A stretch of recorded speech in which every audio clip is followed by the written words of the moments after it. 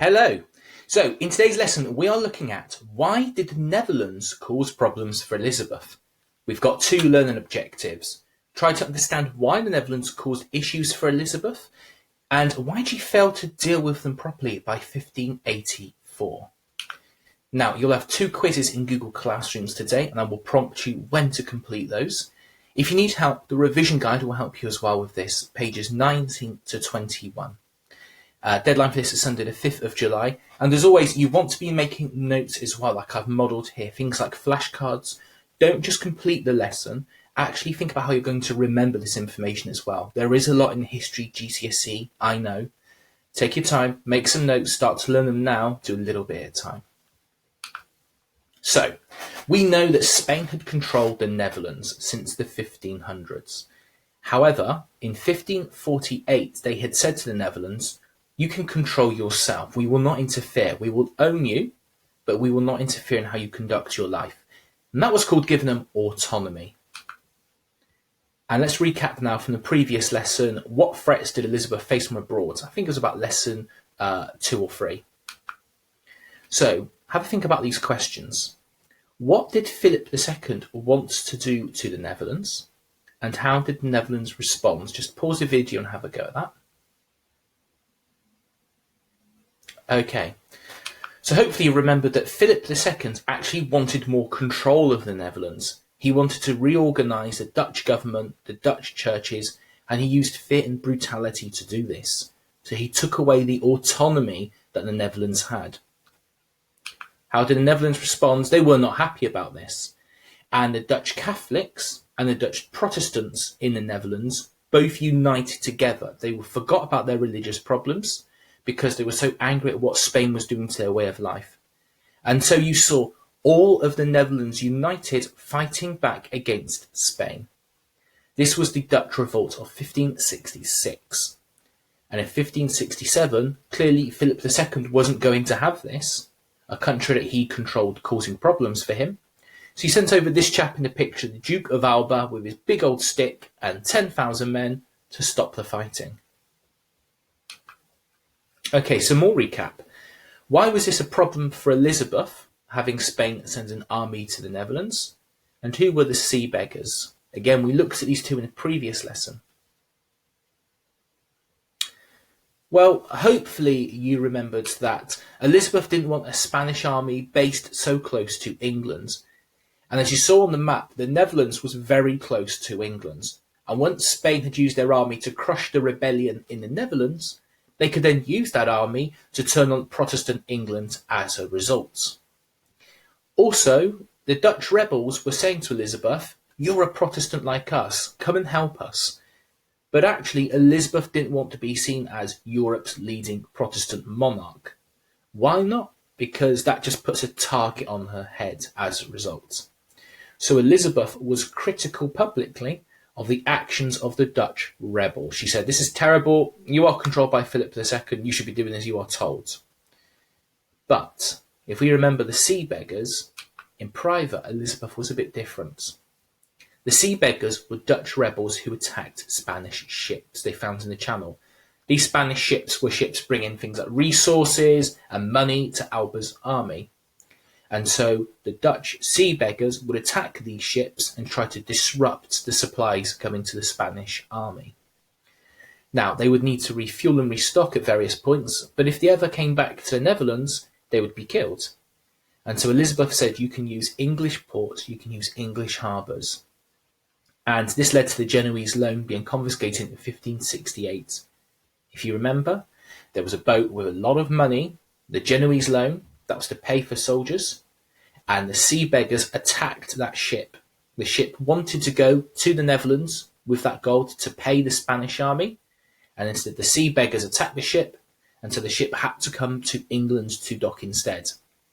And when Elizabeth's Privy Council saw the boat and they saw the gold, Elizabeth told them to confiscate it.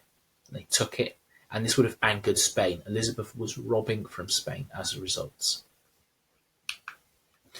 Now, by 1568, the revolt was over, but the Spanish army stayed in the Netherlands just in case the Dutch tried to revolt again. Now, this was a problem for Elizabeth. Again, look at that map. Look at the green area, which is the Netherlands. Look how close that is to England. Elizabeth wanted the Spanish gone from the Netherlands. She didn't want that army to be so close because they could be attacked at any time. And she wanted the Netherlands to be allowed to rule themselves like before. Again, that word, autonomy. But here's the issue here. If she tried to directly remove Spain from the Netherlands, i.e. sending her army over and telling the Spanish to get lost, that would lead to war with probably the most powerful country in the world at this time. And so Elizabeth needed Spain to leave the Netherlands, but she needed to do it indirectly. Now, how could she do this? Have a think. How could she put pressure on Spain? We've seen a few methods in recent lessons. Okay. So, first of all, we've looked at one already in this lesson, helping the Dutch Protestants to resist the Spanish indirectly. So, for example, the Sea Beggars. She was giving some support to the Dutch, but she wasn't making it obvious. She wasn't sending an army over. She wasn't paying the Dutch to keep fighting. She could allow Spanish colonies and ports to be attacked by English independent privateers to damage their wealth. Again, we saw this before with Drake, didn't we? And it's just like slowly weakening Spain. Hopefully they will run out of money. Trying to become allies with France. England was very lucky at this time because Spain and France were the two most powerful countries and both wanted England as an ally. That's why they'd never really attacked England at this point. More allies makes you more powerful. And so both France and Spain saw England as a possible ally despite the religious differences. And so both of them were trying to get England on their side so they were stronger than the other country.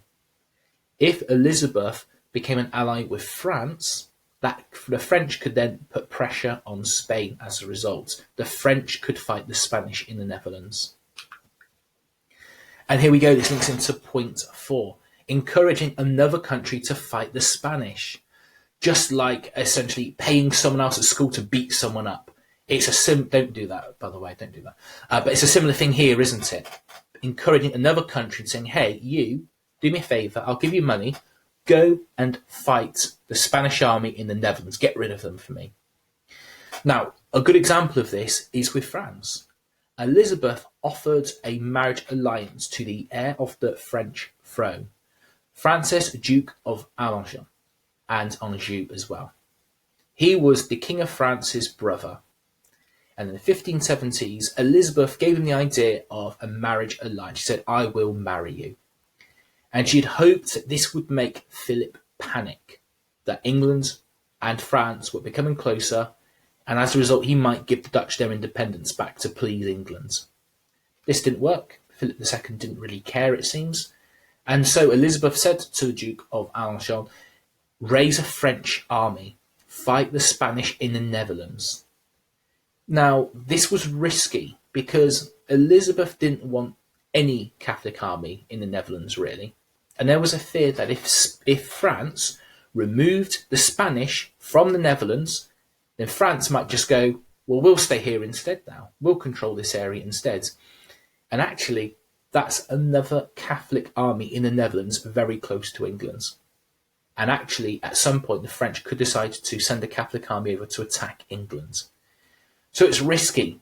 Elizabeth wants the French to remove the Spanish from the Netherlands, but she doesn't want the French to have the Netherlands for themselves. She wants the Netherlands to be left alone and to rule themselves, to be given autonomy. 1576, a key event, the Spanish Fury. Now, keeping an army in the Netherlands was expensive for Spain, and it got to a point where they couldn't keep paying their troops. And the soldiers went without pay for months. They were told, you'll be paid next month. You'll be paid next month. And when you're putting your life on the line for your country and you expect to be paid, eventually the soldiers cracked. The soldiers said, no, we've had enough now. We are fed up. We are not being paid. We're being taken for granted. We are going to show our anger. And this led to the soldiers committing mutiny. They ignored their leaders and they did what they wanted. And they ran riot across the Netherlands in a rage, causing huge disruption. They robbed the province, and when I say province, I basically mean like a county, the province of Antwerp, and they stole from the shop. They stole from the market stalls, for example, caused huge destruction at the time. This was known as sacking. They basically destroyed the county. The Spanish fury, the anger of the Spanish soldiers for not being paid. Now, this event made the Netherlands incredibly angry, as you can imagine, the amount of destruction that was caused by the Spanish army. And this united all 17 provinces, again, it's a bit like counties in England, of the Netherlands against the Spanish. Everyone rose up and everyone said, enough's enough, the Spanish need to leave. And the Netherlands drew up a document called the Pacification. Remember, pacification means peace, of Ghent. So this was a document saying, we want peace, we want the Spanish gone. And the demands of the Dutch included all Spanish troops, including the Duke of Alba with his stick, to leave the Netherlands. They wanted the Spanish gone completely. No more Spanish army in the Netherlands. They wanted to have political autonomy. Again, they wanted to control themselves again, like they had done before Philip II sent the Spanish army to the Netherlands. And an end to religious persecution in the Netherlands as well. February 1577, Don Juan, the Philip II's half-brother, arrived, and he agreed to these terms. And so the Spanish left. All of the Spanish army left the Netherlands to control themselves again. At this point, Elizabeth said to the Protestant rebels, here's £100,000. I will send you troops in the future to help make sure that this is stuck to the pacification of Ghent, to make sure that the Spanish keep to their word. And it must have looked at this point like the Netherlands problem had been solved.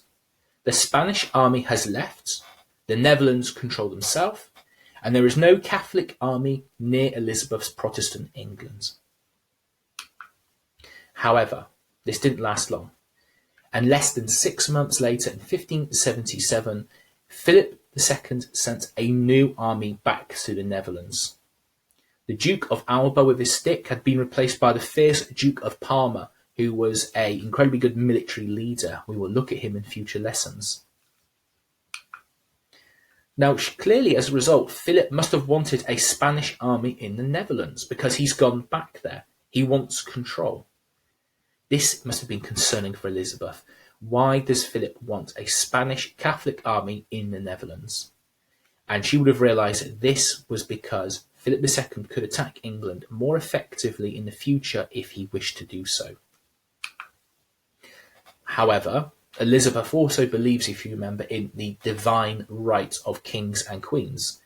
This idea that kings and queens can do what they want and basically shouldn't really be stopped, especially by normal people, because God had picked them to be leader and their power should be respected. And that's why Mary, Queen of Scots, has been kept alive for so long, because Elizabeth said, no, she is a queen. We cannot go around just killing kings and queens the whole time. And so Elizabeth can't decide what to do. She doesn't want the Spanish in the Netherlands, but at the same time, she doesn't want to go against Philip II's will. Philip II wants the Netherlands. He is a king. It's not really up to England to go against that. She can't decide what to do. She can't take direct action herself. She doesn't send an army herself to deal with the problem. And it's going to lead to a lot of plans to get rid of the Spanish from the Netherlands, which really lacked any conviction or any chance of success at all. But for now, that's enough rambling on. Quiz 1. Can you have a look at that for me, please? Complete it, submit it, and then we will continue the lesson afterwards. Okay, so what were these plans? Well, by 1578, the Privy Council were saying to Elizabeth, take direct action. Send an army yourself to remove Spain from the Netherlands. They are still quite poor at this time. Be decisive. Send the English army over. They said, look, Spain is financially weak. The Spanish fury showed they couldn't pay their soldiers. They wouldn't have got a lot more money in the years that followed. They said, we've got an ally in France. The Duke of Alençon can help us out here, brother to the French king. At this time, the Netherlands were all united, all 17 provinces or counties Didn't matter if they were Catholic, it didn't matter if they were Protestant, they were all united, they all wanted the Spanish gone. And they were led by the Protestant leader William of Orange, pictured here. They said, if we can get rid of the Netherlands, if we can get rid of Spanish from the Netherlands, if we can have the Netherlands being independent, that could be a strong Protestant ally in the future. But Elizabeth, despite all of this convincing argument, despite the fact that actually she could have sent troops over in 1578, she still refused to take direct action. She still said, no, I don't want to go against a king like Philip II. And this really disappointed the Dutch, who basically assumed Elizabeth would help. They assumed a Protestant leader would support them. And so they asked the Catholic Duke of Alençon instead, who agreed to help the Netherlands against the Spanish. He arrived in the Netherlands with a French army, again, France wanting to reduce Spain's power. That's why he's getting involved. What did Elizabeth do to help at this point? Well, she sent in a small, independent English army, 1579. She hired a foreign mercenary. The mercenary is someone who just basically fights for money. They're not fighting because they believe in something. They're not fighting in something for religion, for example. They are fighting because they're paid to do so. There was this chap, John Casimir here.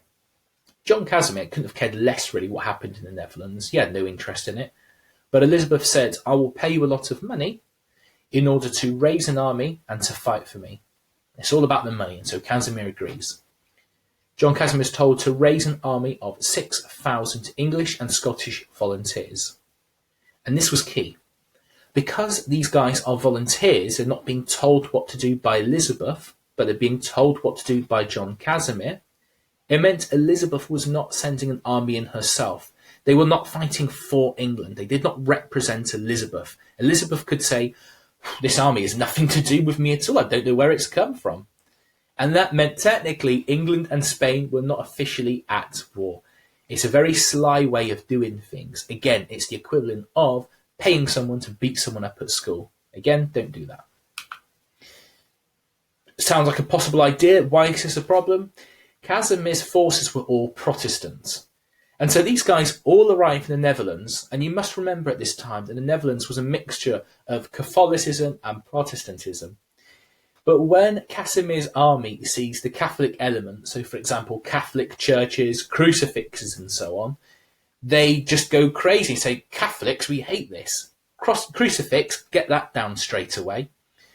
And so as a result, they cause a huge amount of damage to the Catholic churches. Well, this upsets the southern provinces, like counties in the Netherlands, that they were Catholic. And they basically saw their churches being destroyed by English troops. And the Catholics in the Netherlands went, well, do you know what? This is disgusting. Fine, we are going to unite with Spain here now instead, because the English are no allies of ours. They made peace with Spain. And that meant that Elizabeth didn't have all of the Netherlands fighting Spain anymore as a result. She's only got the Protestants. The Netherlands had been united in fighting Spain. Now, essentially, half of the Netherlands has made peace with Spain. 1579, the Duke of Parma. Again, I've told you, he's a military expert. He shows his military expertise. He's winning the battle. And Alençon had to withdraw his army from the Netherlands. It's not going to happen. And in 1580, Spain acquired Portugal, another country to add to its empire. They've now got control of the Portuguese Empire and the Portuguese Navy. It made Spain far more stronger now, a far bigger threat to Elizabeth. And now England's chances of actually winning, if they took direct action, had been reduced severely. The French couldn't defeat the Spanish. Alençon had no chance at all. And now Spain had become even stronger by taking Portugal. They were a bigger threat than before. So, plan 2. Use a French army, 1582. And in October 1581, the Duke of Alençon came to England. Now, this was again where he was basically trying to propose a marriage alliance to Elizabeth, the Duke of Alençon, supposedly was very much in love with Elizabeth. Again, supposedly he was a transvestite as well, so you take what you want from the history records. Now, Elizabeth flirts with him quite a lot. She calls him affectionately her little frog, which wasn't derogative. It's not like it is today, used as slang for the French sometimes. Instead, though, their marriage alliance doesn't happen because the Duke of Alençon is a Catholic, and people say you cannot marry a Catholic. But Elizabeth gives him £70,000 with a promise of more money for later and says, "Fight the Spanish in the Netherlands for me."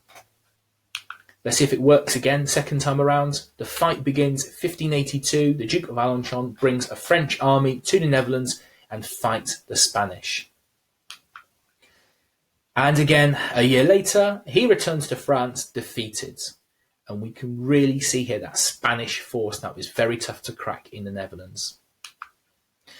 It gets worse. 1584, the 10th of June, the Duke of Alençon dies, probably of malaria. Now, this was an opportunity for the Catholics in France. Some of the leading Catholics in France, the most important Catholics, had formed a group called the Catholic League. And that's basically where they were saying, look, the next person to rule France must be a Catholic as well. We do not want a Protestant in charge, just like England have had. We want to keep having Catholic monarchs. And that led to religious tension in France, a bit of religious fighting between Catholics and some Protestants that were emerging in France. This religious tension meant that France wasn't really a useful ally to England anymore, because you couldn't guarantee what was going to happen in the future. And it got worse. 1584, the 10th of July, William of Orange was assassinated as well, if you remember. He was the man who had united all of the Netherlands. He was the first ever head of state to be killed with a handgun. And when they found the person who did this, a man called Gerard, who'd been trying for years to kill the Protestant William of Orange, he was even worse and hung, drawn and quartered as punishment. They basically burnt his right arm off, first of all, while he was still alive. Then they used massive pincers like scissors to cut 6 strips of flesh off of his body while he was alive. Then they started hanging him until he was nearly dead. Then he was cut down. He was basically drawn. They cut his privates off. They cut his chest open and ripped his heart out while he was still alive. Obviously, that killed him. The trauma would have killed him at that point. And then they quartered his body. But regardless of that, William of Orange had been killed. And this meant that Elizabeth had lost 2 close allies. And it also showed actually how easy it was for leaders like Elizabeth to be killed herself.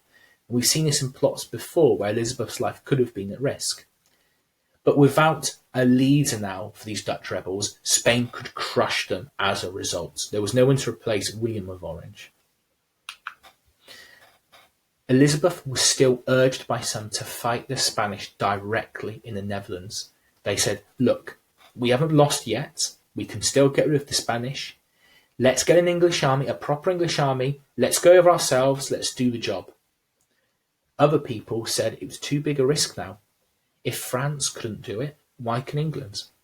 William of Orange was gone. That meant that the Netherlands was no longer united. And actually, Spain had become even stronger by taking Portugal as well.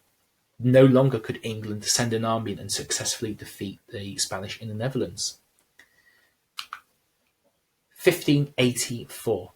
The French Catholic League, if you remember those powerful Catholics, they signed a treaty with Philip II. It was called the Treaty of Joinville, joining 2 countries together.